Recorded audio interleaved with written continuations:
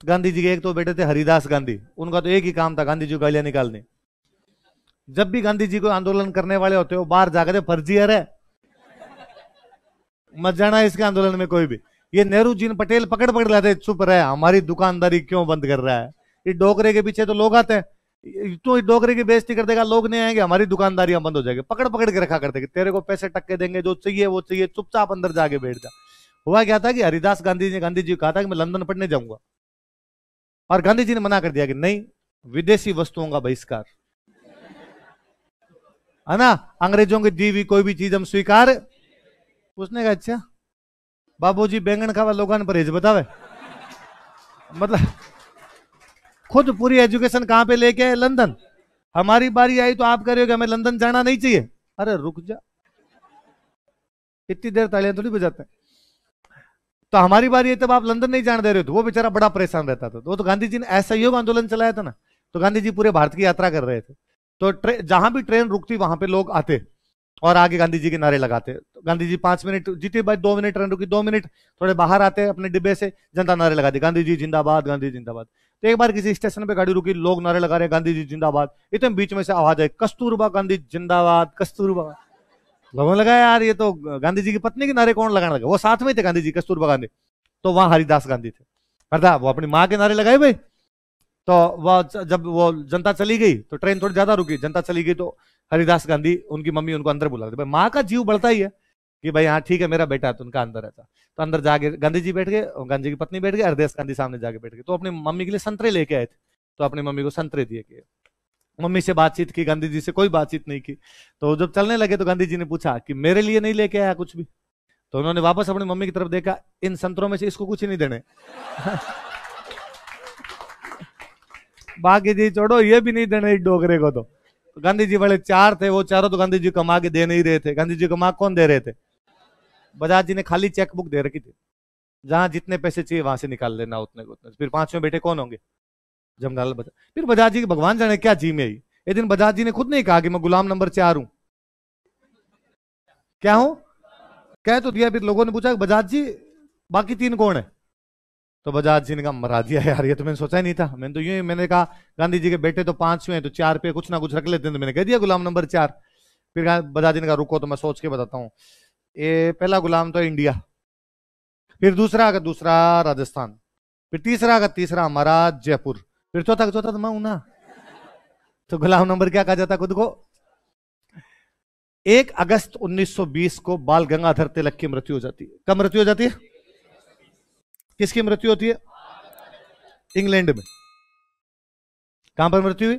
England. मुकदमा लड़ने के लिए इंग्लैंड गए हुए थे कोई, और वहां पर मृत्यु हो जाती है। बाल गंगाधर तिलक की मृत्यु कब होती है? कहां पे होती है? और भाई उनकी मृत्यु होती है, पूरा देश गमगीन, पूरा देश एकदम यूं दुखी पूरा। एक नेता बड़ा राजी, कमरा बंद करके डांस किया गांधी जी ने। गांधी जी राजीव है कि भाई तिलक जब तक जिंदा थे सबसे बड़े नेता कौन? तिलक। तिलक मर गए तो अब सबसे बड़े नेता कौन? पर गांधी जी ने एक प्रेस कॉन्फ्रेंस बुलाई, और प्रेस कॉन्फ्रेंस बुला के पत्रकार बिठाए, पत्रकारों के सामने कहा बोला नहीं जा रहा, आज तो जीव भर गया है मेरा। आज मां भारती का सच्चा सपूत, हमारे हिंद का वो लाल, हमसे बहुत दूर, कोसों दूर अनंत की यात्रा पर निकल चुका है। उस मेरे वरिष्ठतम सहयोगी, मेरे बड़े भाई बाल गंगाधर तिलक की मृत्यु पर मेरा हृदय अंदर से कलप रहा है। आज मैं खुद को जवाब नहीं दे पा रहा हूं कि आज मैं कितना कितना दुखी महसूस कर रहा हूं। पर भाइयों और बहनों, क्या तिलक के मरने से तिलक ने जो सपना देखा था वो सपना पूरा नहीं होगा? क्या तिलक के मरने से उन्होंने जिस भारत के निर्माण का स्वप्न देखा था, क्या वो स्वप्न अधूरा रह जाएगा? क्या तिलक ने 1905 में जो कहा था कि स्वराज मेरा जन्मसिद्ध अधिकार और मैं इसे लेकर रहूं, क्या वो स्वराज हमें प्राप्त नहीं होगा? नहीं मित्रों, मैं आपको भरोसा दिलाता हूं, यदि आप 1 साल तक मेरा साथ देंगे, कितने साल तक? केवल 1 साल तक मेरा साथ देंगे, मैं तिलक के स्वराज को भारत में लाकर दिखा दूंगा। और जब तक हम स्वराज नहीं लेकर आएंगे, हमारे उस पूज्य तिलक की आत्मा ऊपर बैठी बैठी कलपती रहेगी, सशक्ति रहेगी, तड़पती रहेगी। तिलक की आत्मा की शांति के लिए मैं आज आप सबको यह आश्वासन देता हूं कि हम एक आंदोलन शुरू करने जा रहे हैं जिसका नाम होगा असहयोग आंदोलन। क्या नाम होगा? ये नॉन कॉपरेशन मूवमेंट है। हम अंग्रेजों के साथ में किसी भी प्रकार का कोई भी कॉपरेशन नहीं करें। हम अंग्रेजों के साथ में पूरी तरीके से असहयोग करेंगे। हम वैसा ही करेंगे जैसा कभी तिलक ने कहा था कि हम विदेशी वस्तुओं का बहिष्कार करेंगे, स्वदेशी वस्तुओं का प्रयोग करेंगे। मैं आज से आप सबको कहना चाहता हूं, हम सरकार की किसी भी स्कूल में, कॉलेज में, फंक्शन में, कोर्ट में उनके करों को, किसी भी प्रकार के सब चीजों का हम बहिष्कार करते हैं। हम विदेशी वस्तुओं का भी बहिष्कार करते हैं। हम सरकार की सब चीजों का बहिष्कार कर देंगे। मैं आपको विश्वास दिलाता हूं कि 1 साल के भीतर भीतर ये अंग्रेजी सरकार घुटनों पर आ जाएगी। जब इसको आर्थिक हानि उठानी पड़ेगी, जब इनकी वस्तुओं का प्रयोग नहीं होगा, ये अंग्रेज हमारा देश छोड़ के भाग जाएंगे। हमारे देश में स्वराज आएगा, जिसका सपना कभी किसने देखा था? बाल गंगाधर। फिर गंजी ने थोड़ा पानी पिया, आंसू पहुंचे, आत्मा रो रही है मेरी। लेकिन इस सपने को साकार करने के लिए हमें धन की आवश्यकता पड़ेगी। बिना धन के आंदोलन नहीं किए जा सकते। और मैं आपके सामने एक फंड रेज कर रहा हूं, यहां पे एक फंड रख रहा हूं, यहां पे एक डिब्बा रख रहा हूं यहां पर। इसका नाम है तिलक स्वराज फंड। क्या नाम है इसका? आज में कितना चालू था, समझ आ रहा है आपके? तो मैं आपके सामने एक डिब्बा रख रहा हूं, इसका नाम क्या होगा? तिलक स्वराज।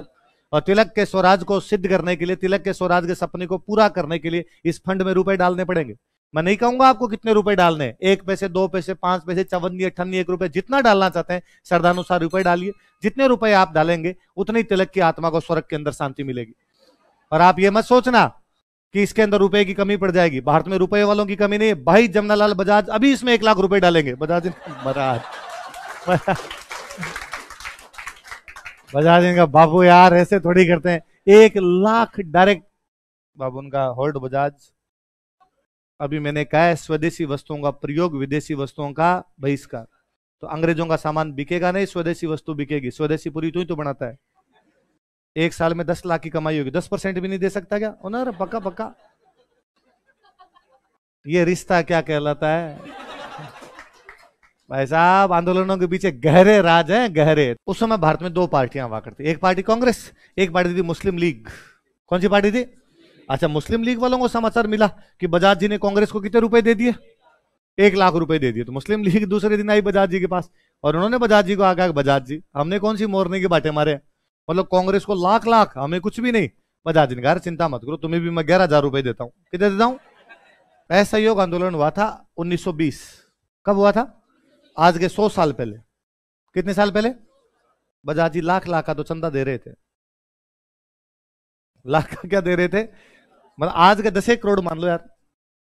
100 साल पहले 1 लाख की वैल्यू इतनी तो रही होगी भाई। मुझे याद आता है 1995 तक, 1995 तक गांव के अंदर लाख रुपए की बहुत वैल्यू थी, है ना। लखपति होना गांव के अंदर बहुत बड़ी बात हुआ करती थी।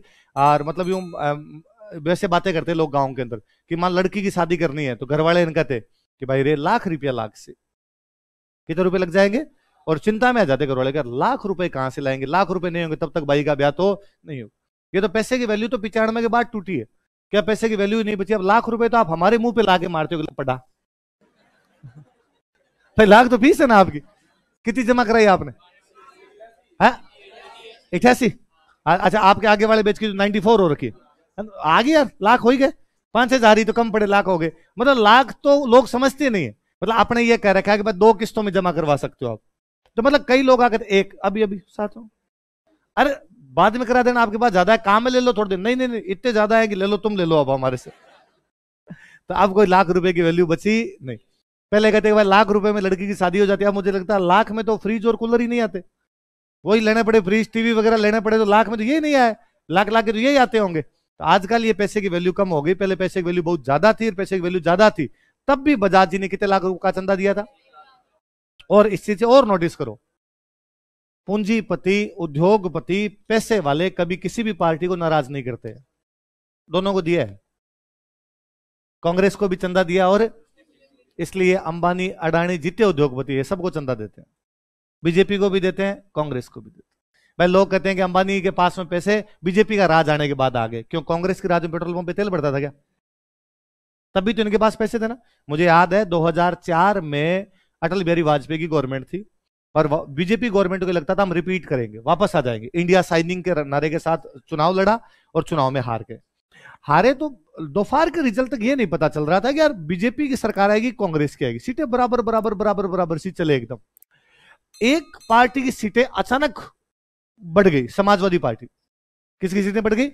32 सीटें ले गए यूपी के अंदर। 32 से 38 सीटें ले गए। तो यह था कि अब सरकार उसी की बनेगी जिसको सपोर्ट कौन करेंगे? समाजवादी पार्टी वाले। ये सेम अंबानी पैसे का भरा हुआ बॉक्स लेके दिल्ली बैठ गए थे कि मुलायम सिंह यादव को पीएम बना दो, जितने पैसे चाहिए उतने ले लो। जो पार्टी मुलायम सिंह जी को पीएम बना देगी उसको पैसे दे देंगे। अंबानी दिल्ली बैठते पैसे का ट्रक लेके, पूरा ट्रंक बॉक्स भरा हुआ कि नहीं आप तो इनको सीएम बनाओ। वो तो हुआ ये कि कांग्रेस की सीटें शाम तक जा जाते और बढ़ गई और कांग्रेस 180 क्रॉस कर गई, 200 के आसपास, 167-68, हाँ 180 के आसपास पहुंची थी। और उधर कम्युनिस्टों की सीटें अच्छी खासी आ गई बंगाल में, और कम्युनिस्टों की सीटें जैसे एक कांग्रेस और कम्युनिस्ट गवर्नमेंट बना गए, मुलायम सिंह जी को नंबर ही नहीं आया। मुलायम सिंह जी का नंबर आया तो मुकेश अंबानी वापस आ गए, नहीं तो उनको भी सपोर्ट कर रहे थे। ये सहारा वाला जो जेल के अंदर है, सुब्रतो राय, सुब्रतो राय तो यार चढ़ाई तब था जब समाजवादी पार्टी गवर्नमेंट थी। समाजवादी पार्टी से एमपी था। विजय माल्या बीजेपी से एमपी था। सबसे बड़ा तो अरविंद केजरीवाल कि भाई ईमानदार है, गरीब है, उसको लेंगे उसको लेंगे। राज्यसभा की 3 सीटें थी दिल्ली में, राज्यसभा की दिल्ली में 3 सीटें थी, तो कुमार विश्वास को लगता था मैं तो पक्का हूं, मैं नहीं जाऊंगा तो कौन जाएगा, मैं तो अरविंद भाई का लेफ्ट हैंड हूं और मैं तो जाऊंगा इसके अंदर। राइट हैंड लेफ्ट हैंड सारे ये बने हुए थे, तीनों सेठ भेजे तीनों, क्योंकि अरविंद केजरीवाल समझदार है, बहुत समझदार है। वो जानता है कि चुनाव लड़ने के लिए पैसे चाहिए, कविता नहीं। और पैसे सेठ देंगे भाई साहब, बिना सेठ होंगे तो सुशील गुप्ता नो तीनों को, गुप्ता जी अग्रवाल जिन सारे के सारे वो भेजे कि आप जाओ अपने राज्यसभा के अंदर। तो उद्योगपति कभी किसी पार्टी को नाराज नहीं करते, और ये पार्टियां सारी उद्योगपतियों के चंदों से चलती है। इसलिए भले कांग्रेस वाले अंबानी अडानी को कितनी गालियां निकाले बाहर, राजस्थान छत्तीसगढ़ 2 जगह कांग्रेस की गवर्नमेंट है, दोनों जगह सबसे अधिक ठेके अडानी के पास है। किसके पास है? बस औकात अनुसार रुपए देते हैं। अभी बीजेपी की औकात ज्यादा, तो बीजेपी को ज्यादा देते हैं, कांग्रेस को कम देते हैं। पहले कांग्रेस की औकात ज्यादा थी तो कांग्रेस को ज्यादा मिलते थे, बीजेपी को कम मिलते। ये देख लो, कांग्रेस की औकात ज्यादा तो लाख, मुस्लिम लीग छोटी पार्टी 11,000। बस सिंपल सीधी बात। आई बात समझ? चलो और सुनो, देखो दक्षिणी अफ्रीका में अंग्रेजों का राज था। कहां पर अंग्रेजों का राज है? कहां पे? दक्षिणी अफ्रीका में। किसका राज है? अच्छा मुझे एक चीज बताओ, देखे कहां के लोगों को डच कहते हैं? डच, डच कहां के लोग कहलाते हैं? हॉलैंड, हॉलैंड या नीदरलैंड के जो लोग होते हैं उनको क्या कहते हैं? हॉलैंड या नीदरलैंड के लोग क्या कहलाते हैं? डच। तो हॉलैंड या एक ही मतलब, मैं हॉलैंड बोल रहा हूं उसको। हॉलैंड के कुछ लोग अफ्रीका में रहते। कहां पे रहते? डच, डच किसान थे। हॉलैंड के लोगों को क्या कहते हैं? डच। खेती करते तो क्या हो गए? किसान। कुछ डच किसान कहां पे रहा करते? अफ्रीका। अफ्रीका में जो डच किसान रहते उनकी जाति क्या थी? दक्षिणी अफ्रीका में रहते। अफ्रीका में राज किसका है? अंग्रेजों। किसका राज है? अंग्रेजों ने कहा कि भाई सबकी एजुकेशन अंग्रेजी में होगी, सबकी एजुकेशन किस में होगी? अंग्रेजी। तो डचों ने विरोध किया है, ये डच किसान, उन्होंने कहते कैसे हो गया, हमें डच आती है, हमारी लैंग्वेज के अंदर पढ़ाओ, हम किसी दूसरी लैंग्वेज के अंदर पढ़ेंगे नहीं। तो डच किसानों ने विद्रोह कर दिया। डच किसानों की जाति क्या थी? तो बोर ने वहां पर विद्रोह कर दिया। किसके खिलाफ? किसने विद्रोह किया? डच किसान। डच किसान कौन थे? कहां पे विद्रोह कर रहे हैं? साउथ अफ्रीका में। गांधी जी उन दिनों साउथ अफ्रीका थे। गांधी जी ने साथ दिया अंग्रेजों का। किसका साथ दिया? इसलिए अंग्रेजों ने गांधी जी को मेडल दिया, बोर मेडल। कौन सा मेडल दिया? साउथ अफ्रीका में एक ट्राइब है, एक जनजाति है, उस जनजाति का नाम है जुल्लू। क्या नाम जनजाति का? इन जुल्लुओं ने अंग्रेजों के खिलाफ विद्रोह किया। जुल्लुओं ने अंग्रेजों के खिलाफ विद्रोह किया तो गांधी जी ने वापस किसका साथ दिया? अंग्रेजों का। इसलिए कौन सा मेडल मिला? तो गांधी जी को अफ्रीका में 2 मेडल मिले। कौन कौन से? बोर कौन थे? डच किसान। कहां पे विद्रोह कर रहे हैं? किसके खिलाफ? गांधी जी किसका साथ दे रहे हैं? जुल्लू क्या है? एक जनजाति है। कहां की? ये विद्रोह किसके खिलाफ कर रही है? गांधी जी किसका साथ दे रहे हैं? गांधी जी इंडिया आ गए, फर्स्ट वर्ल्ड वॉर चल रहा है, गांधी जी ने अपने युवाओं को कहा कि सेना के अंदर शामिल होगी, किसकी सहायता करो? अंग्रेजों ने एक और मेडल दिया। तो गांधी जी के पास अंग्रेजों के 3 मेडल थे। कौन कौन से? बोर, जुल्लू और केसरे इन। और गांधी जी वो जब प्रेस कॉन्फ्रेंस में बोल रहे थे, गांधी जी ने कहा, और तिलक कह के गए थे कि हमें इस अंग्रेजी सरकार की एक भी उपाधि स्वीकार नहीं करनी है, और मेरे पास इस अंग्रेजी सरकार की 3 उपाधियां, बोर, जुल्लू और केसरे हिंद, 3 मेडल दिए हुए, और मुझे शर्म आती है कि इस हत्यारी सरकार ने मुझे मेडल दिए हैं। जलियांवाला बाग में हमारे निहत्थे आंदोलनकारियों पर गोलियां चलाने हुए सरकार के 3 मेडल मैं इनके मुंह पे मारता हूं, मैं इनके मुंह पे फेंकता हूं 3 मेडल। मुझे अंग्रेजी सरकार के भी मेडल नहीं चाहिए। और आप ये मत सोचना कि केवल मैं मेडल दे रहा हूं, भाई जमनालाल बजाज अपनी राय बहादुर की उपाधि लौटा रहे हैं। भाई ने कहा एक उपाधि है बापू, ये तो पड़ी रहने देते। बाबू उनका चुप। स्वदेशी वस्तुओं का प्रयोग करेंगे हम, विदेशी वस्तुओं का क्या करेंगे? बजाज ने कहा ठीक है लौटा दो तुम तो।